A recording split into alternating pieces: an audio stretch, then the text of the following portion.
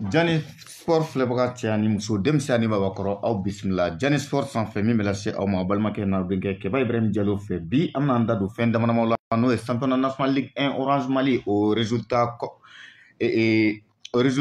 n'o ye huitième journée ani programme 10e journée 11e journée 12e journée an b'o programme di aw ma o kɔfɛ tuguni ka taa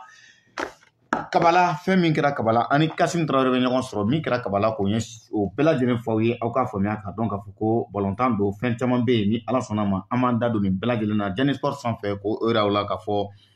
gouvernement ye réalisation min kɛ Kabalakaw fɛ yen Kasim bɛna ka détail di an ma o la ni min bɔr'o la an b'o lase aw ma aw bɛɛ lajɛlen aw bisimila tuguni Jani Sport sanfɛ min bɛ lase aw balimakɛ n'aw denkɛ Keba Ibrahim Diallo fɛ samedi 9 décembre 2023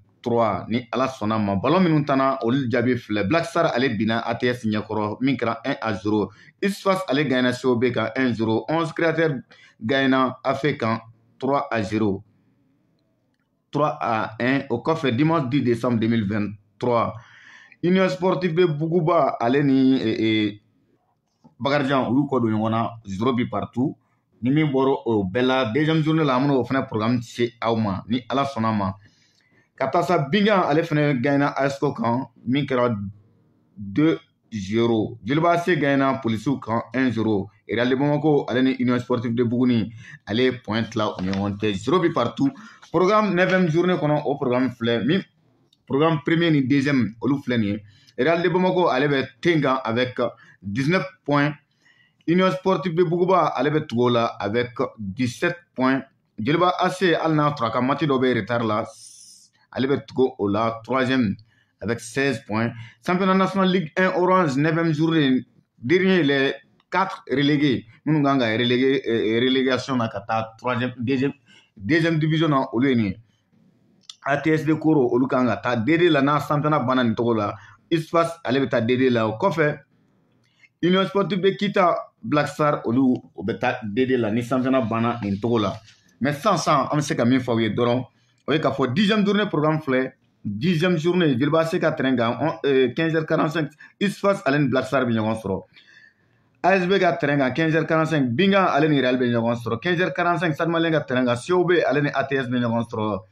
Real de Bamako ka terrain kan Jeliba AC Bakarijan 15h olu bɛ ɲɔgɔn sɔrɔ ni Ala sɔnna ma nin bɛɛ ye 10e journée programme de filɛ tan donc o b'a yira k'a fɔ championnat national samedi 23 décembre 2023 Jeliba Stade Malien ka terrain kan Union Sportive de Kita ni 11 créateurs bɛ ɲɔgɔn sɔrɔ Jeliba AC ka terrain kan ASCO ale ni Union Sportive de Buguni olu bɛ ɲɔgɔn sɔrɔ ka kun cɛ fɛn na ka kun cɛ 10e journée Stade Malien ani AFE 15h45 o bɛ kɛ samedi 23 décembre ni Ala sɔnna ma olu ye programme ye 11e journée fana programme filɛ mercredi 26 décembre 2023 Jeliba AC ka terrain kan AS Police ale ni Bingan bɛ ɲɔgɔn sɔrɔ Stade Malien ka terrain kan Real de Bamako ani Buguni Buguba bɛ ɲɔgɔn sɔrɔ Stade Malien ale ni Black Star Jeliba AC ani ASCO Stade Amari Ndaw la Segukaw fɛ yen AS Bakarijan ni Union Sportive de Buguni bɛ ɲɔgɔn sɔrɔ mercredi sa 27 décembre ni Ala sɔnna ma 27 décembre tuguni Jeliba AC ka terrain kan AFE ale ni Ispas bɛ ɲɔgɔn sɔrɔ Stade Malien fɛ yen COB ale ni 11 créateurs bɛ ɲɔgɔn sɔrɔ ASB fɛ yen ATS ale ni Kita bɛ ɲɔgɔn sɔrɔ o ye le 30 décembre sa 4e journée matin en retard an ka derby an yɛrɛ ka classico Jeliba AC Stade Malien stade du 26 mars la ni Ala sɔnna 16h o bɛ kɛ samedi 30 décembre o matchiw an b'olu da o tulo kan match en retard min fana bɛ yen sa Stade Malien ni Buguni olu bɛ ɲɔgɔn sɔrɔ match en retard la mercredi 3 décembre o ye 5e journée match en retard ye tuguni ni Ala sɔnna ma an b'o bɛ jaabi di aw ma 12e journée 6 janvier 2024 Ala k'o yira an na Kita ale ni Jeliba bɛ ɲɔgɔn sɔrɔ ASB ka terrain kan Union Sportive de Isfas ale ni Real bɛ ɲɔgɔn sɔrɔ Jeliba fɛ yen o kɔfɛ Buguba ale ni AFE bɛ ɲɔgɔn sɔrɔ Real ka terrain kan 15h45 ASCO ale ni ATS bɛ ɲɔgɔn sɔrɔ Stade Malien ka terrain kan mercredi 7 janvier 2024 Real fɛ yen Stade Malien ale ni Polisiw bɛ ɲɔgɔn sɔrɔ ASB fɛ yen Union Sportive de Buguni ale ni COB bɛ ɲɔgɔn sɔrɔ Jeliba AC fɛ yen Bingan ale ni Black Star bɛ ɲɔgɔn sɔrɔ ni min bɔra nin bɛɛ la an b'o d'a ma mercredi 10 janvier 6e journée matin en retard Buguni ale ni Stade Malien fana bɛ ɲɔgɔn sɔrɔ tuguni donc an b'o bɛɛ jaabi di aw ma sans ni yɔrɔ la an bɛ se ka min fɔ aw ye dɔrɔn k'a fɔ bon championnat national ligue 1 orange an bɛna bi 9e journée kɔfɛ meilleur buteur du championnat o ye an yɛrɛ ka ciloncilaba dɔ ye Lamine Jakite 11 créateur ale 6 bi don o kɔfɛ Cɛkoro Traoré ale bɛ jouer Real de Bamako la ale fana 6 bi don Banu Sise ale fana bɛ jouer Real fɛ Real de Bamako la ale 4 bi don Serif Kone ale fana bɛ jouer RTS Koro fɛ ale 4 bi don nin ye championnat national ligue 1 kunnafoniw ye Amara an bɛ Kasim wele ka na ani Kasim b'an da don bɔlɔn tɔ minnu kɛra an b'an da don la yanni Kasim kana sa an bɛ taa Europe bɔlɔn dumanbaw bɛ yen ni Ala sɔnna ma Ligue des Champions tirage au sort 8e de finale Ligue des Champions o jaabiw kɛra kunun midi AS Porto ale ni fɛn bɛ ɲɔgɔn sɔrɔ AS Porto ale ni Arsenal bɛ ɲɔgɔn sɔrɔ Napoli ale ni FC Barcelone bɛ ɲɔgɔn sɔrɔ PSV ale ni Real Sociedad bɛ ɲɔgɔn sɔrɔ o kɔfɛ ayiwa Real ni Milan AC Inter de Milan ale ni Atletico bɛ ɲɔgɔn sɔrɔ PSV Borussia olu fana bɛ ɲɔgɔn sɔrɔ o kɔfɛ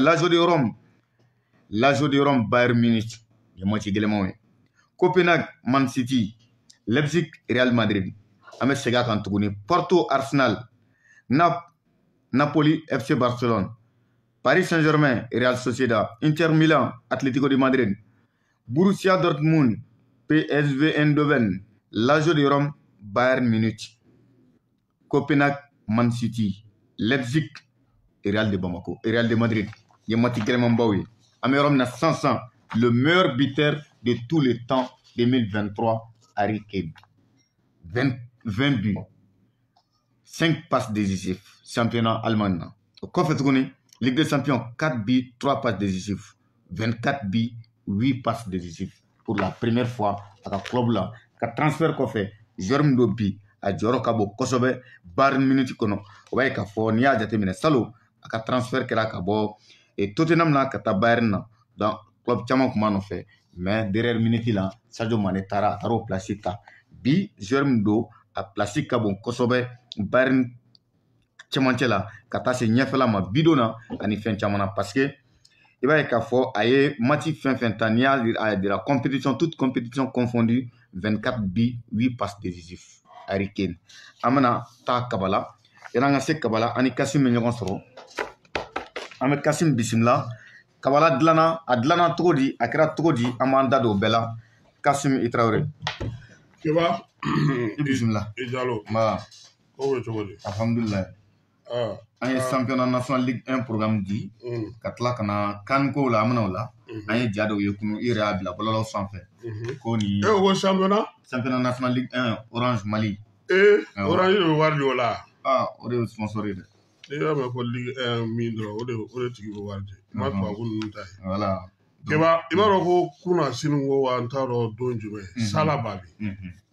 ale min ye Tombouctou ligue président ye ale taara Stade ka entraînement kɛyɔrɔ la Stade Malien ka entraînement kɛyɔrɔ Sala Babi taara yen Sala taara yen ka taga yen lajɛ baara minnu tun bɛ yen ni wagati in na an b'a dɔn k'a fɔ Stade Malien ale dɔrɔn de an ka club ye min bɛ ligue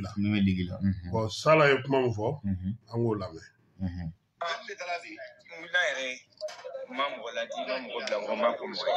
parce que ma dɔn ko Mali ko Stade Malien ka niveau c'est comme ni équipe nationale Aigle bɛ niveau min na compétition internationale la Malien bɛɛ kan ka waso ni nin Malien bɛɛ kan ka kɛ a ka wulikajɔ ye ne ye Malien de ye ne ye stadiste ye ne ye Malien ye ne ye réaliste ye ne ye jolibisi ye ne ye Malien ye stade niveau la ko mɔgɔ min tɛ balontan fɛ sinon bɛɛ kan ka na stade kɔkɔrɔma dɛmɛ na k'a dɔn ko vraiment tɔn bɛ Mali la bi mun bɛ se ka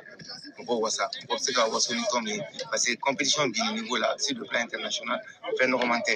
n'i ka tɔ du jamana kɔnɔ i ka tɔn mana nin yɔrɔ la sɔrɔ a ka ɲi Malien ɲuman bɛɛ la i ka na ye o kɛnɛ kan o dɛmɛ la i sigilen bɛ so i bɛ bɔlɔn fɛ o i nana terrain na o vraiment bɛɛ kan k'i ŋana yira ka stade n'a ka dirigeant o n'a supporters ka kɔkɔrɔma dɛmɛ vraiment pour que nin tɔn in bɛ se ka na n'an ye an ka wasa ye min coupe wɛrɛ parce que an delila ka coupe wɛrɛ sɔrɔ stade sababu la o de ne nakun ye bi wɛrɛ na stade n y'o de fɔ plus sportif bɛɛ de kan ka bɔ hali minnu tɛ sport fɛ parce que balontan bɛ mɔgɔ nimisi wasa de balontan bɛ mɔgɔ fara ɲɔgɔn kan balontan bɛ mɔgɔ ɲina fɛn tɔɔrɔ fɛn fɛn kɔ i wasa sɔrɔ yɔrɔ min i nisɔn bɛ diya yɔrɔ min na o ye nin match kɛ yɔrɔ in de ni mɔgɔ nana stade ka match la i bɛ wasa parce que hɛrɛ ka di bɛɛ ye ni nana hɛrɛ kɛnɛ kan a b'i wasa a b'i nisɔndiya an bɛɛ kan ka na bɛɛ kan ka bɔ ka na stade kɔkɔrɔma dɛmɛ a ka match in na pour que vraiment denmisɛnninw ye mun f'u ye n k'u ma n k'u bɛ mɔgɔw waso kun bɔ parce que bibi in na n'i y'a ye tɔn sera nin ma olu de ka wuli ka jɔ balontannaw de bɛ balontan ninnu kelen komi an ka équipe nationale A parce que u bɛ ka balontan min kɛ o kelen de don parce que u bɛ ka victoire min kɛ o kelen de don parce que depuis mɔgɔw tɛ da u la fo mɔgɔw nana dɔn ko bi vraiment joueurs b'an bolo sinon entraîneur b'a ta fɔ dirigeant b'u ta di mais ni joueur t'i bolo i ka terrain kan fu don dɛ a bɛ se yɔrɔ dɔ la wari t'a la ta koyi mais denmisɛnninw ka talent de c'est des joueurs talentueux an bɛ fara ɲɔgɔn kan vraiment hali bi k'u encourager et je pense que u yɛrɛ b'a dɔn u bɛ niveau min na bi olu yɛrɛ ka tɔgɔ diya b'a la ka tɛmɛ hali dirigeant kan et n y'o de f'u ye vraiment je pense que an bɛ wasa ko la n'Ala sɔnna ma sini kɛnɛya la merci voilà Keba ni ye Tombouctou Ligue président Sala Babi ni y'ale mankan ye i b'a dɔn k'a fɔ ko stade bɛ baara min na baaraba don bon n'i bɛ nin compétition sugu ninnu na Keba a baara a ma nɔgɔn faut que i ka jamana y'i nɔfɛ i ka jamanadenw y'i nɔfɛ i ka bɛɛ bɛ k'i dɛmɛ nisɔndiya ni tɛgɛrɛfɔ la sinon a y'a fɔ dɛ stade de delila ka coupe d'an ma donc ni stade sera ka se nin kɛnɛ in kan an ka stade senkɔrɔma don hali bi stade ka se ka ɲɛ sɔrɔ Sala Babi ale taara o kɛnɛ kan e ko aw ka championnat bɛ 20 combien terme an bɛ 9e journée la sisan ne filɛ 9e journée olu banna an bɛna 10e journée daminɛ sisan ni Ala sɔnna ma bɔlɔnkɔnɔna bɔlɔntan in don aw bɛ halisa an bɛ terrain kan an bɛ an ka clubbaw ka terrain kan an bɛ ka jouer an bɛ ka ballon tan Stade Malien fɛ yen Real fɛ yen Joliba fɛ yen matchw bɛ ka taa o terrain dama-damaw kan ayiwa i b'a dɔn ko CAN a labɛn bɛ senna fan bɛɛ fɛ bɛɛ bɛ k'i labɛn hali n'o y'a sɔrɔ joueurs ma labila fɔlɔ parce que i b'a dɔn championnat tubabuw ta ninnu laban minnu ta na olu dɔw joueurs bɛ sɔn ka na parce que n hakili la Faransi ni yɔrɔ caman na fo n'a kɛra Angleterre ye parce que Angleterre hali duel don olu bɛ ballon ta boxing day bɛ olu fɛ yen tiko kelen fiyeku donc o labɛn na n'Ala sɔnna a ma hali ni e taara anw dalankolon tɛ sigi a koyi an bɛ kunnafoni d'aw ma an bɛ match fɔ dɛ an bɛ match fɔ an bɛna yan labɛn dɔɔni parce que sisan an bɛ téléba sigi ne yɛrɛ bɛ n sigi ka ja d'aw ma yan parce que aw tɛ kɛ terrain sanfɛ e bɛ ja di cogo di ne bɛ direct kɛ aw bɛ ne lamɛn kɛ e bɛ autorisation sɔrɔ cogo di n ko o bɛ autoriser de fɔlɔ caméra bɛ jɔ tribune i bɛ kafu ka wari dɔn ayi a bɛ jɔ tribune na i bɛ kafu ka wari dɔn kana taa to ka t'i minɛ k'i bila tapo nɔ na yɔrɔ o ye tapo bila u kana t'i bila ale nɔ na donc Keba depuis Musa Atayer ale bɛ ministeriya la Asimi de y'a wele a ko ne ko an ka ballontan ninnu na an bɛ se ka mun de kɛ yaasa ka se ka dɔ fara an ka sportif ninnu ka ko kan a ko président ma ko est ce que président yɛrɛ ye an ka ballontan yɔrɔw n'an ka sport kɛ yɔrɔw lajɛ fɔlɔ président ko mun de bɛ ko président ma ko yɔrɔ ɲɛnama t'an bolo dɛ ko halisa ko an filɛ nin yɔrɔ min na nin k'an ka ballontan bɛ ka taa kɛ kɔ kan de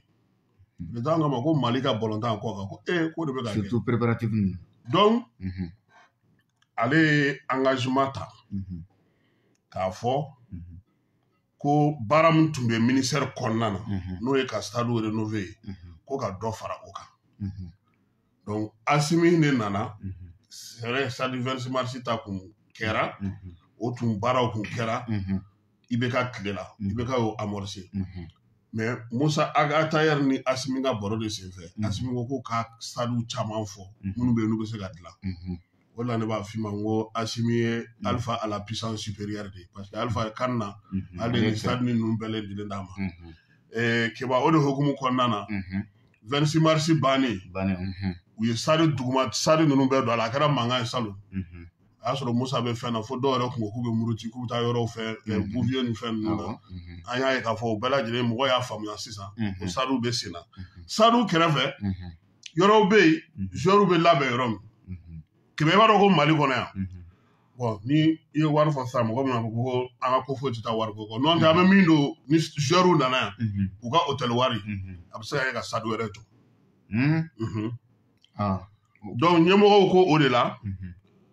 ko kabala tuma o tuma a mana dilan segi bɛ k'a kan yanni joueur kana tuguni regroupement la a bɛ tiɲɛ a bɛ nɔgɔ u ye fɛɛrɛ de tigɛ sisan ko ka kabala yɛrɛ lajɛ dɛ mun bɛ se ka kɛ a bɛ se ka yɛlɛma cogo di donc transition mɔgɔw y'u kun don a kɔrɔ n tulo b'a la kunun ko an ye jaw bila ko non ko FIFA ye wari mun di k'an ka fédération président fo k'o de y'a to ko ni nin baara kɛra o ni nin tɛ kelen ye dɛ Kasima fana mɛ réseau sanfɛ wa o tigiw u ma kunnafoni sɔrɔ ayi b'a walawala n b'a walawala parce que FIFA ye min wari di o bɛ ka jɔ senu de o tɛ kabala ye ayi kabala ye jamana ka nafolo de ye FIFA ka dɔrɔmɛ 1 wo sɔgɔlen tɛ kabala la fédération malienne de football ka dɔrɔmɛ wo sɔgɔlen tɛ kabala la ni mɔgɔ min y'a fɔ a tigi t'a ɲɛdɔn ni FIFA ye wari min di n'u nana ni cɛ ye FIFA cɛ ye f'a kun taara bandaw fɛ a wagati u taara min pierre posé o baara bɛ senna aéroport zone aéroportière la ye est ce que a yɛrɛ bɛna na to parce que zone aéroportière so tɔw kan ka ci so tɔw kan ka ci a b'o fana la ye an kɔni da t'o la mɛ an bɛ min dɔn centre min tɔgɔ dalen don Ousmane Traoré la n'u b'a wele ko Ousmane Bleni centre pour sportif d'élite n'a bɛ kabala jamana ye wari bɔ ka don o de la ka dɔ fara o de kan baara in a dira yan fana entreprise maliyɛnw de ma olu de fana nin image olu de ye nin baara in kɛ i ye fɛn o fɛn ye a bɛɛ ye maliyɛnw ka baara de 5 étoiles Keba kunu je le répète de tun bɛ yen ale taara Asimi tɔgɔ la min ye Aigle ka supporters n'u kanubagaw dɔw olu tun bɛ yen ministre min bɛ yen n yɛrɛ tɔgɔma Abdul Kasim Ibrahim Fɔnba ale yɛrɛ tun bɛ yen a tɛmɛna 100 jours sans action ka sa dɛ sisan an bɛ ka taa 200 na an bɛ ka 200 jours 200 action de ɲɛɲini sisan donc baara ninnu kɛlen ka ban pewu travaux minnu kɛra centre Ousmane Bleni na u ye mun jɔ o ye hôtel 5 étoiles 5 étoiles o jɔra terrain gazon synthétique ani gazon naturel u y'o dilan n'i y'a ye i b'a fɔ ko stade Mangani ne yɛrɛ bolo ni nin fɛn na yɛrɛ voilà a bɛ se ka profiter aw ka carré kɔnɔ ballontan ye ka taa dɔ t'a la yen voilà sport de match je le répète min fɔ i y'o mɛn de n'i y'a cɛ i bɛ tiɲɛ de a ko mɔgɔ tɛ to yen dɛ ko président y'o fɔ ko k'o f'u ye dɛ maa si tɛ to yen ayi k'a kɛ ko joueurs natɔ don k'aw bɛ taa aw ka gɛrɛn sigi yen ayi dɛ Kasima k'a sɔrɔ sigi o kan dɛ joueurs don o bɛ yen entraînement min bɛ dayɛlɛ journaliste ye o bɛ yen don min na mɔgɔ bɛna visite kɛ joueurs ye o bɛ yen don min na joueurs yɛrɛ bɛ bɔ ka taa kɔ kan o bɛ yen don min na joueurs bɛ taga ka bɔ ka taga Côte d'Ivoire o don bɛ yen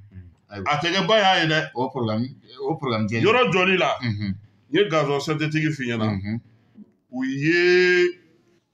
ballontan dɔrɔn tɛ dɛ Kiba i bɛ piscine olympique dɔn wa u y'o mankan dilan a kɔnɔna na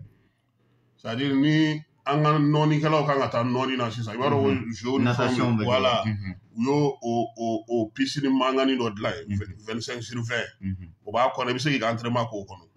o ye entraînement kɛyɔrɔba de maintenant cour dɔ bɛ yen u y'o kɛ jardin béton armé o b'a la installation kuraw bɛ yen n'o ye pylône ye ani gazon ordinaire i b'a dɔn ko gazon synthétique bɛ yen gazon ordinaire fana a fila c'est à dire k'a fɔ sisan ko an taatɔ don nin jamana in na gazon synthétique de bɛ yen an ka taa an ka bɔ yan wa i bɛ ka kegunya dɛ parce que o de b'an sɔrɔ tuma dɔw la u b'a fɔ ko sinon an ye wari mun dun wali hôtel ni fɛnw na ani ka taa an cɛ ka taa arabu jamana ni fɛn ninnu na donc o kɛrɛfɛ fana u ye terrain multifonctionnel i b'o kɔrɔ dɔn terrain kelen min kan basket bɛ k'a kan volley bɛ k'a kan handball bɛ k'a kan tennis bɛ k'a kan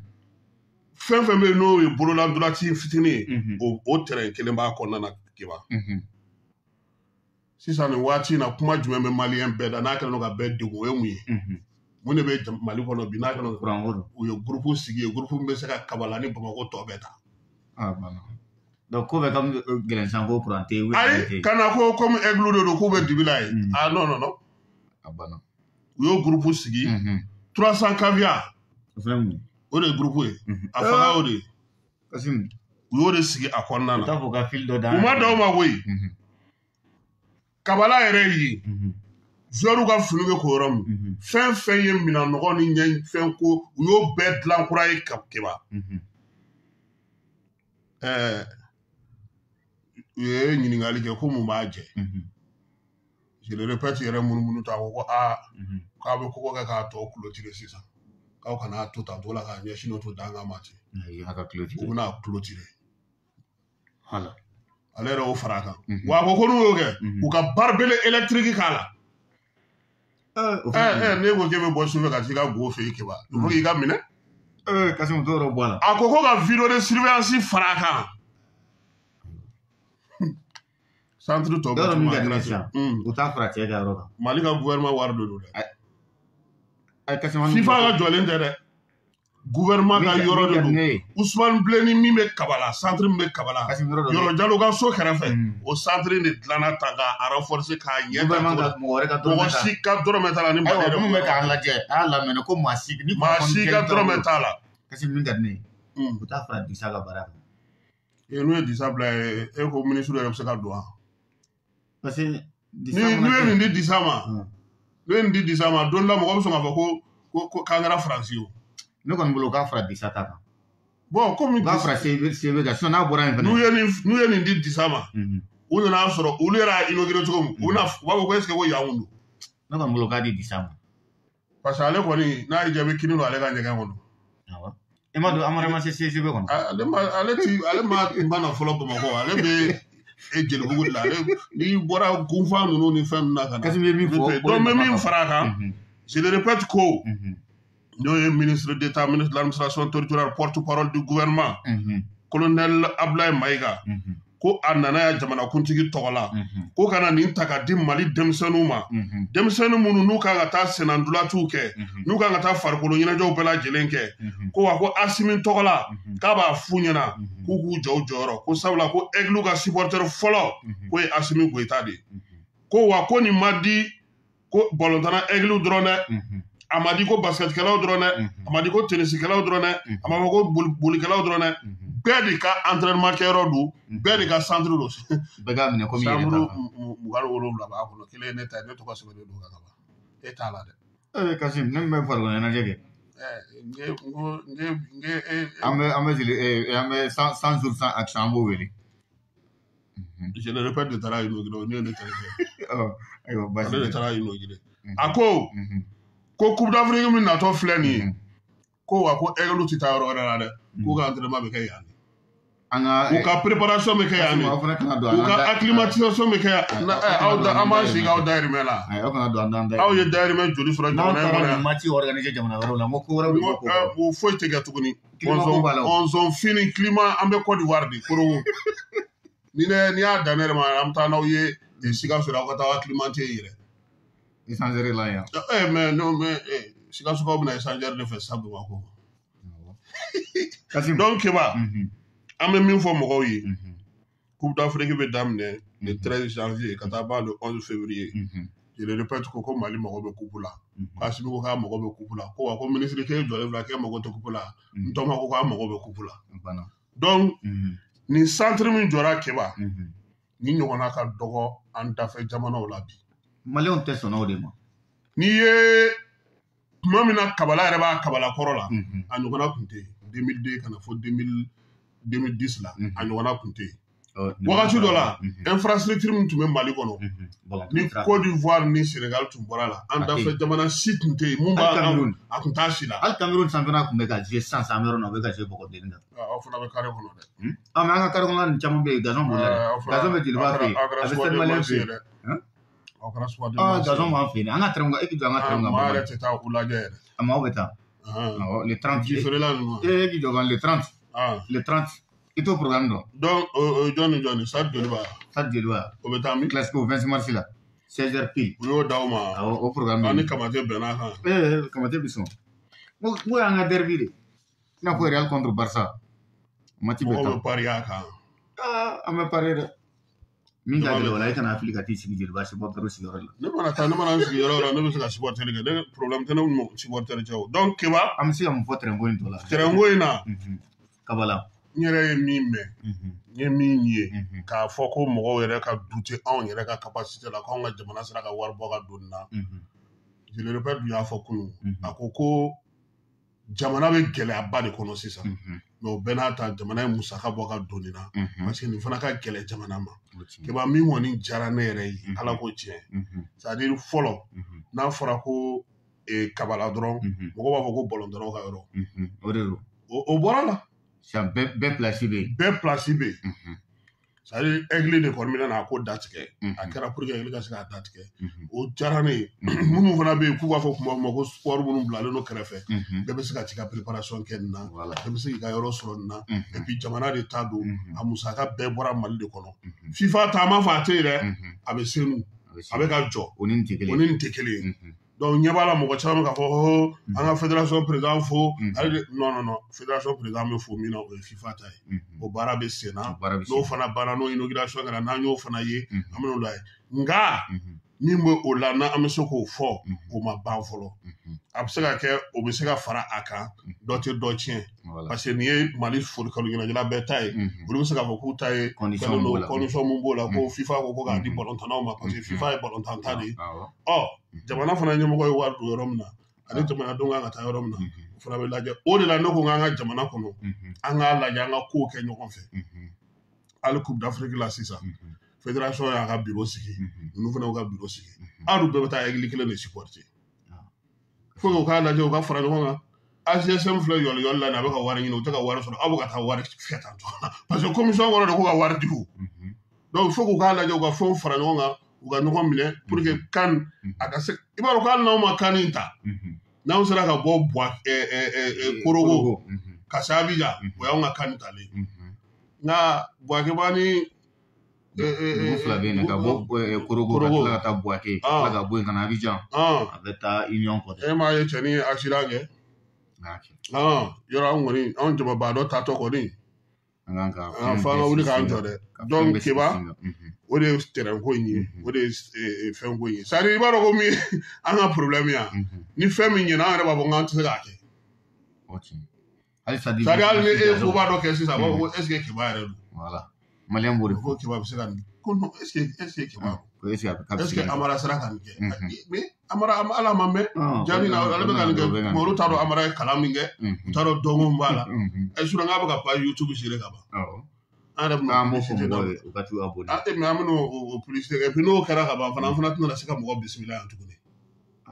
parce que an ka partenaire dɔw nana olu ko caméra fila tɛ don an ka studio kɔnɔ parce que olu bɛna caméra i b'a dɔn mɔgɔ tɛ don ko la ten olu fana b'u ka fɛnw sigi k'a sogolo yan donc olu ta sogololen ma a tɛna se ka na i jɔ o ɲɛ ma parce que olu bɛ minnu a bɛɛ de mun ale fana problème ye min ye tigɛli t'ale la YouTube ayi kasi n'i ka YouTube kɔni sera yɔrɔ dɔ la k'a fɔ ko dɔ kumakan tigɛ ka bila ko n'a y'a bila Facebook kan sisan a tɛ se ka bila YouTube c'est vrai ni k'i b'a ta i bɛ dɔ di voilà YouTube b'a f'i ye ko nin Amara m'a fɔ ko futa yan voilà ko futa bon Keba ne bɛ taa tilelafana dun parce que ne tɛ sun na bi an bɛ dugawu kɛ minnu fana y'an suit club Kassim Traoré mɔgɔw u bɛ baara la parce que CAN in filɛ nin ye bɛɛ de bɛ fɛ k'i jɛniyɔrɔ f'i an kɔni bɛ n'e labɛn k'e bila ka taa maintenant a tɔ anw b'o ɲɛnabɔ yan Kassim Degela i bɛ nin yɔrɔ la Degela mun bɛ Degelakaw fɛ yen ko ka club de Kassim Traoré ko ka taa bureau sigi sura u ye ne wele Degela ne ko n ko mun ni Sise fase ɲɔgɔn ma o ni Sise ninnu yira ɲɔgɔn na ani Nabila ninnu n ye Sise ka numéro d'u ma k'ale mako bɛ club des amis Kassim Traoré k'a bureau ka taa sigi Degela a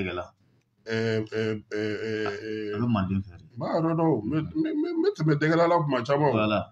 ne ye Jula Fondoka de ye Namori ko ne de ye weleli kɛ a fɔ ko ne ye Jula Fondoka de ye anw bɛ ba de tigɛ ka taa Laginɛ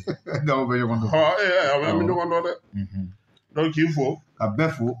ka bɛɛ waleɲuman dɔn Jani sanfɛ aw bɛ se ka taa YouTube sanfɛ aw b'a sɛbɛn débat politique Kassim Traoré jani.ml n'aw taara yen aw b'an sɔrɔ ka aw bɔ n'a kan ka tila ka cloche activer fɛn fɛn bɛ k'a sanfɛ aw b'an sɔrɔ o kan an b'an kɔ don ɲɔgɔn na ni Ligue des Champions programme ye k'aw hakili lajigin k'a fɔ